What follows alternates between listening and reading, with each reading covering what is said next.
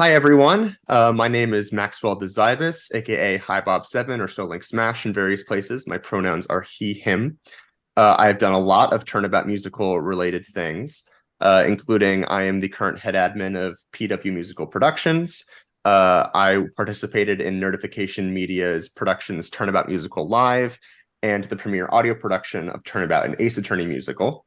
I'm also a member of the MyFA Protection Squad, who's the creative team that came up with Turnabout and Ace Attorney Musical, and a cast member of Gero Productions' Turnabout Musical shows, which are Turnabout Musical, the miniseries, and Turnabout Musical Virtual Edition, both of which are currently in production. Welcome to Turnabout Table Talks Pickups. So this is when we have roundtable discussions with members of Turnabout Musical cast and crew, past and present, who didn't get a chance to be a part of the roundtable discussions the first time around, and that we would love to talk to know all about their experiences working on Turnabout Musical. And today we have this very special guest with us. Would you please introduce yourself? Absolutely. I am Andy Freeman, or otherwise the Poetry Ninja on many social media websites. I was the judge in the Albino Squirrel Productions of Turnabout Musical and also Turnabout Samurai that premiered last year in Minneapolis. Awesome. So let's get started with the first question from Ari. What is your history with Ace Attorney and or Turnabout Musical? Were you familiar with either of them before auditioning or being cast? So it's kind of a funny story with me. So I've known about Ace Attorney, but I didn't know about Turnabout Musical until I got into the show. But it was kind of funny because the same time that I discovered Ace Attorney and started getting into it, that's when, kind of as I've looked at the timeline, Turnabout Musical was just starting to morph into something great. I've known about Ace Attorney, oh my goodness. Ever since I've been a member of subscribing to Shonen Jump magazine when they were still physically producing magazines. Wow. And I just remember always seeing an advert for it in the pages, and I always thought, my goodness, this looks really cool, whatever this is. And so I was on my way to a concert my aunt was doing at the time, and my mom and I had to do some shopping at Target, and all of a sudden I discovered Ace Attorney was on the shelves, which I hadn't seen anywhere. And I thought, my gosh, I want this. So we bought it. It kept me going while we were driving through blizzard conditions to go see my aunt's performance. And I liked it at first. It was a little confusing, but it took me a while until I finally got into it. And then as I got further into enjoying the game, I quickly realized from all of my friends that I was telling about this game, I had picked up Justice for All, not realizing that that was the second game in the series. Mm-hmm. So fast forward, I picked up the Trilogy Edition on the Switch and picked up a sign from the Funimation booth at my local anime convention here, which I promptly gave to my folks whenever they came to see a performance, which was just an objection sign on a popsicle stick. Awesome. And then, of course, time goes on. And then I was going to be in a show in 2020. And needless to say, the world told me I couldn't. So I was in this kind of weird place before I finally decided to audition for Albino Squirrel Productions show. And here I am. Awesome. Just wanted to point out, in case it wasn't clear before, we're both wearing the same shirt from the 2021 Albino Squirrel production of Turnabout Musical live at the Phoenix Theater, which I went to get. Yeah. It's completely coincidental. Yeah, I'm sure there was no reason why we decided to wear this shirt on this particular day. Myself and Joel and Ari went to go see that show that second weekend, and it was such a wonderful experience. And I wanted to ask you, as a follow-up question from Roof, did you know before doing Turnabout Musical at Albino Squirrel Productions that it had such a built-in audience and such rabid fans, and did finding out put more pressure on you, or at least during Turnabout Samurai? So I didn't know about the fan base until again, as some of our other castmates that have been on some of the table talks have kind of said, that until Bryn kind of told us about the actual fan base and the discords, that we finally discovered everything about the fan base as a whole. Going to anime conventions, I wasn't nervous at all about the fan base being as they were. So if anything, it made me even more excited rather than nervous. So overall, I would say I was just kind of pleasantly okay and always aware of it. I was more kind of nervous from my friends who I've known for a long time, who are big Ace Attorney video game fans, not knowing anything about Turnabout Musical, and kind of hearing some of their feedback on things and saying, wait a minute, why is this happening? Why is that happening? Wait, that's a little early. And where is this character?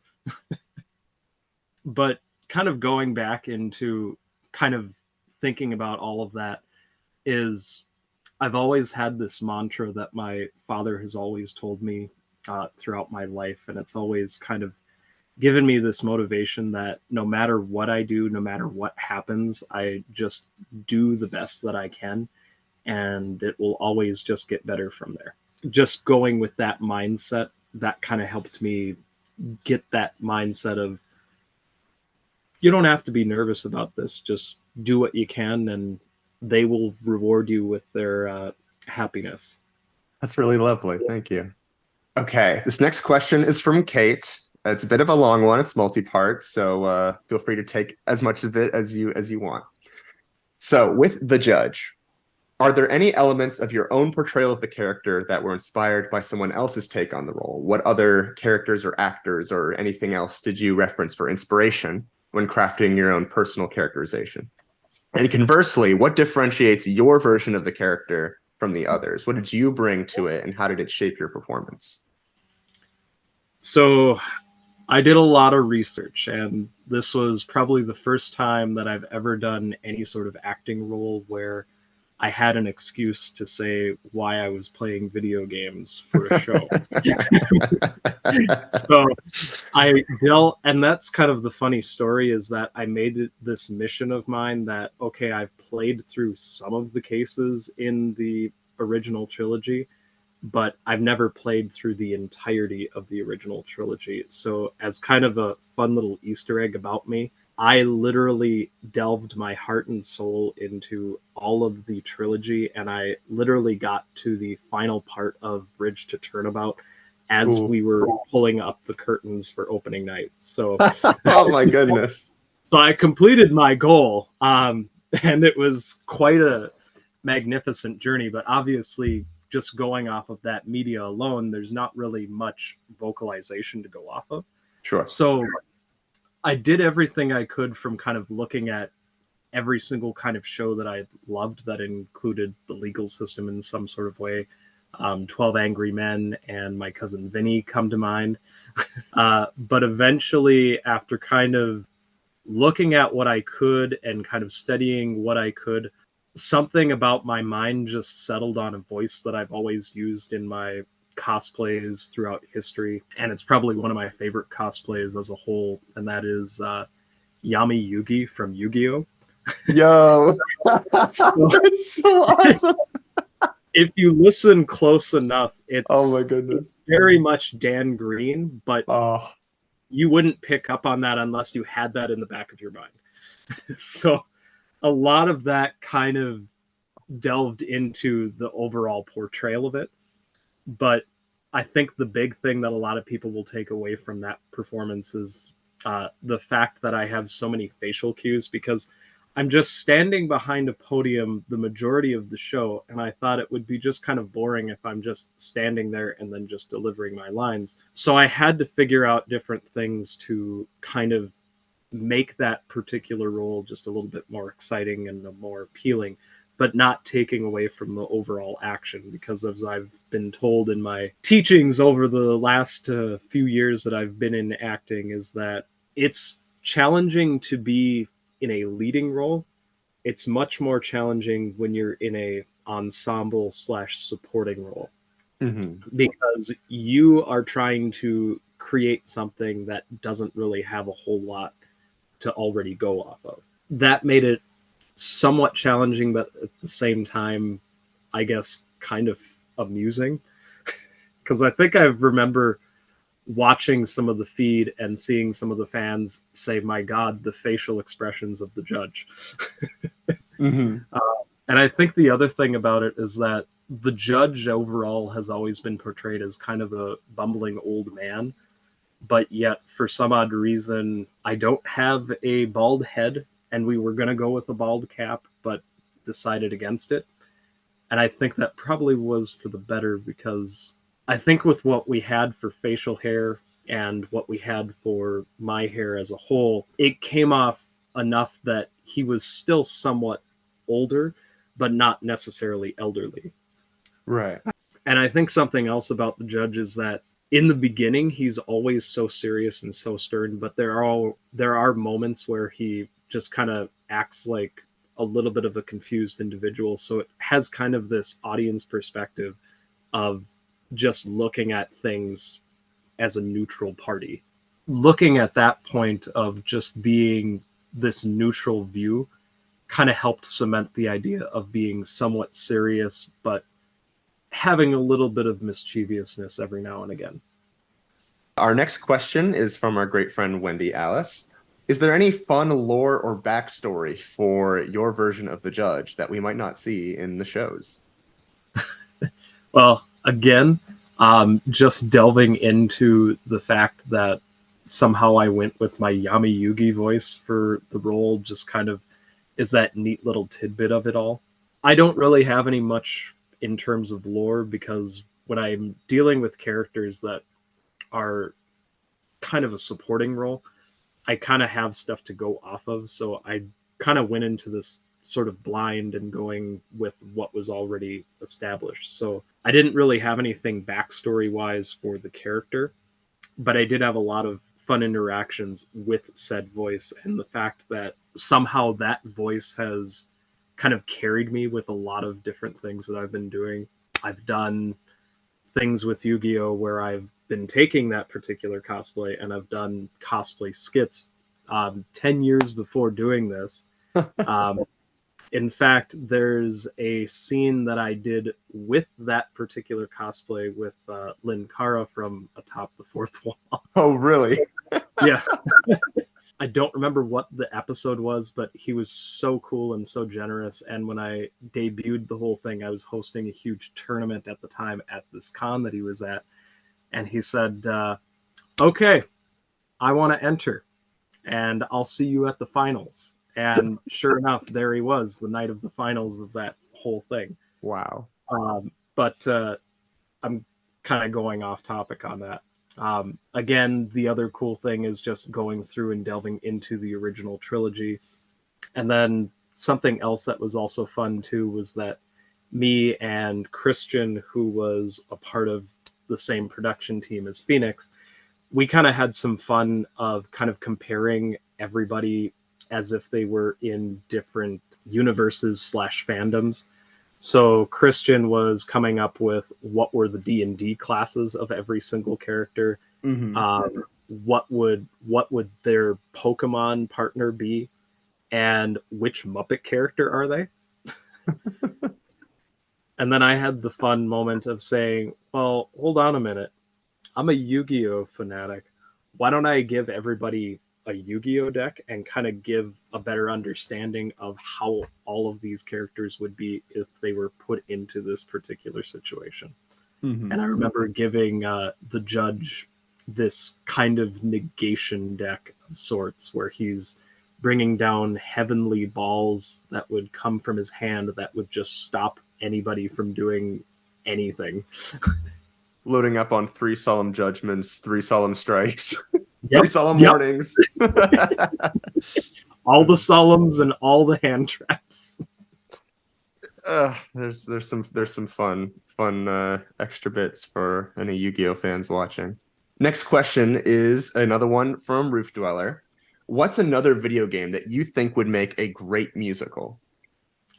That's funny, because everybody in Albino Squirrels production was asked this question when we were getting towards the end of Turnabout Samurai of what other game or what other media would you like to see as a musical? And the first one, Albino Squirrel, that's a little bit of Albino Squirrel's wheelhouse, right? Like a lot of the shows Albino Squirrel Productions has done has been based on some pop culture property.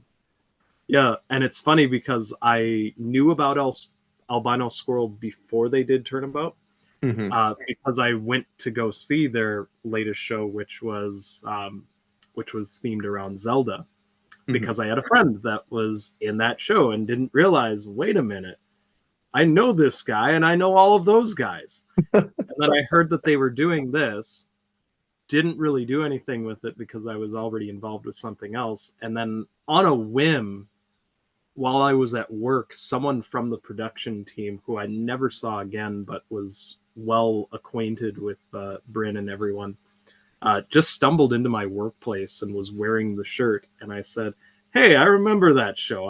I loved that show. And that's kind of the quintessential moment of how I discovered this.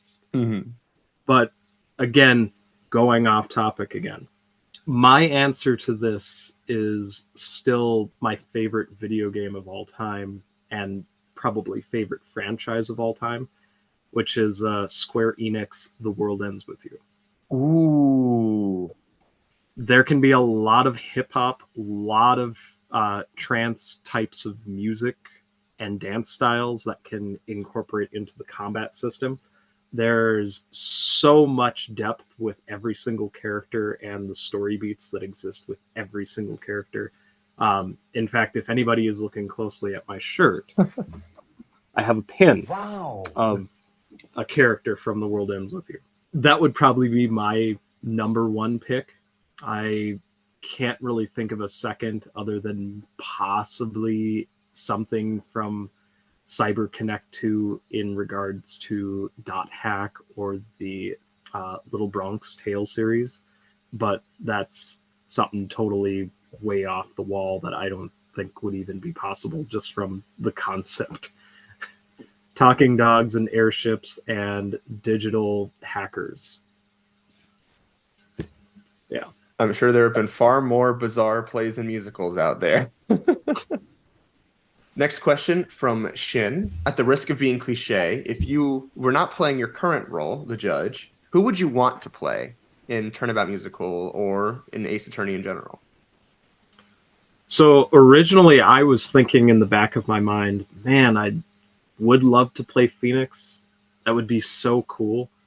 But then I thought about it a lot more and realized, my God, so many lines, no breaks on stage, no breathing room, and I would have no point other than possibly an intermission, which if we were doing the original run, I don't think would necessarily be out of the ordinary. But then again, the audience would need even more breaks than the actors.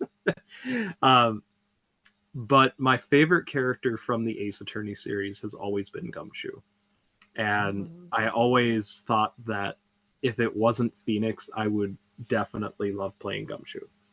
Though oddly enough, when my parents saw the show a few times, which surprised me that they both loved it, and especially my father, who's not really into anime and video games as a whole, he ended up going to see it and said it on the first opening night and said, my God, I love this show, to the point of saying that I totally understand everything that's happening here, because it definitely affects the legal system here as a whole.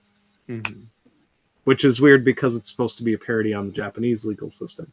But to each their own. They were saying that it would have been fun to see me as Red White or even Von Karma, which, to be fair, I probably could sell Red White, but I couldn't live up to the reputation of Von Karma. But either way, my final answer is still Gumshoe. Okay, to close this off, we've got one last question. What does Turnabout Musical mean to you? What has been your favorite part of doing Turnabout Musical or being a part of the Turnabout Musical community?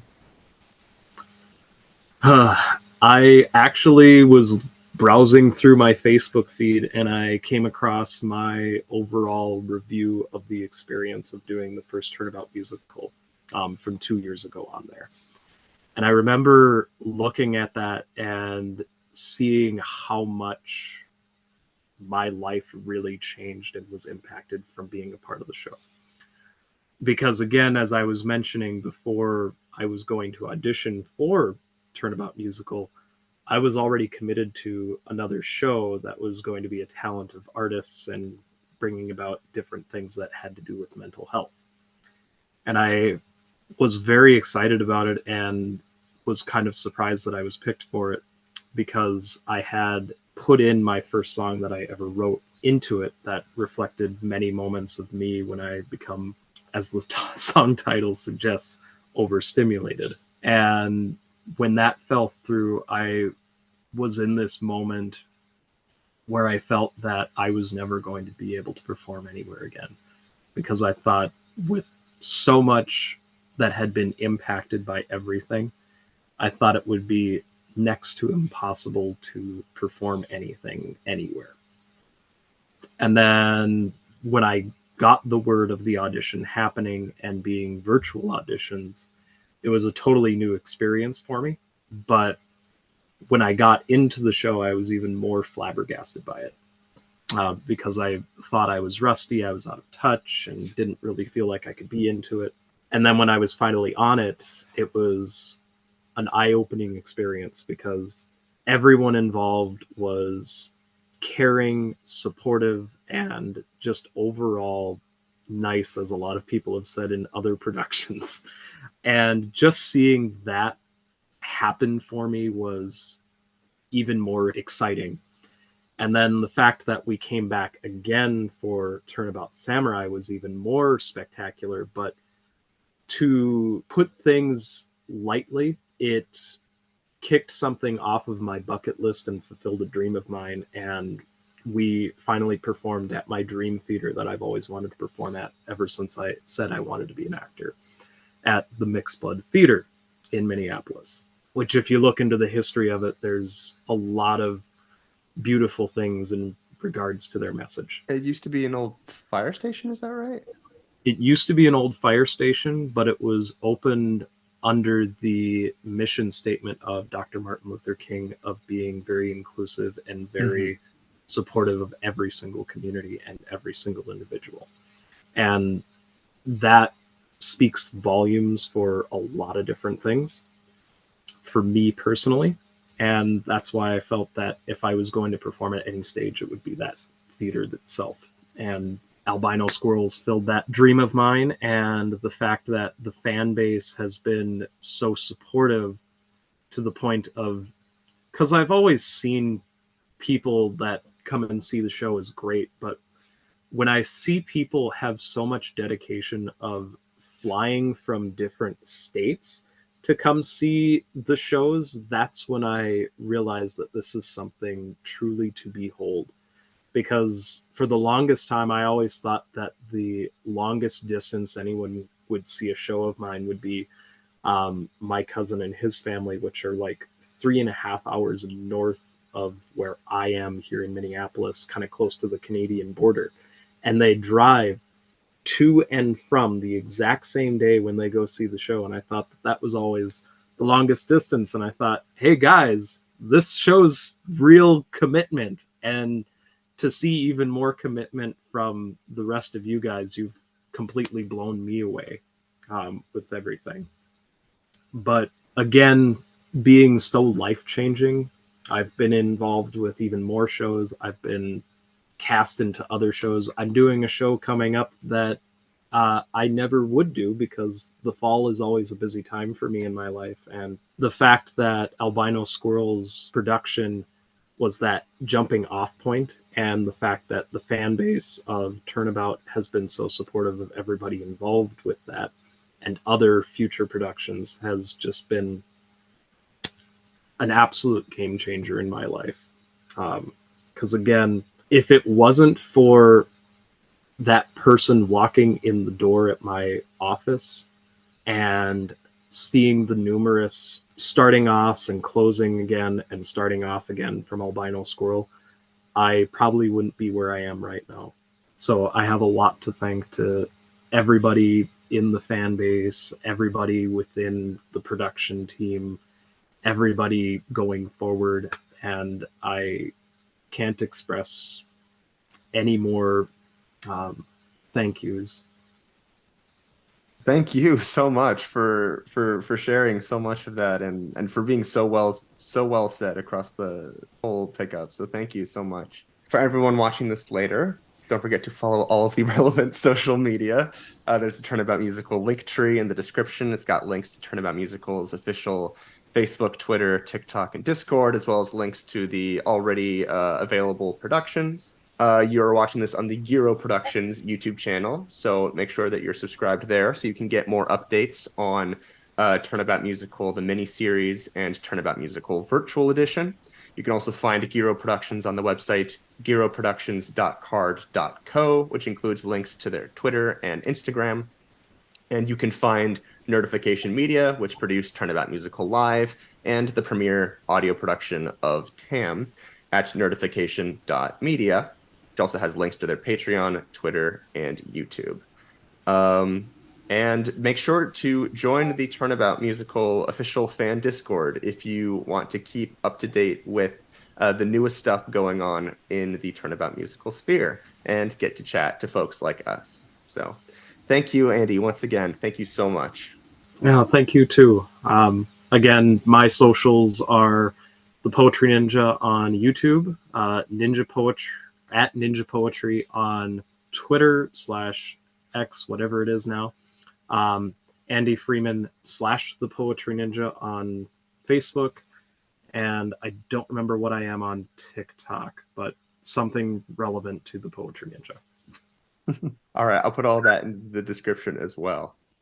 Thank you so much for watching. Take care. See you next time.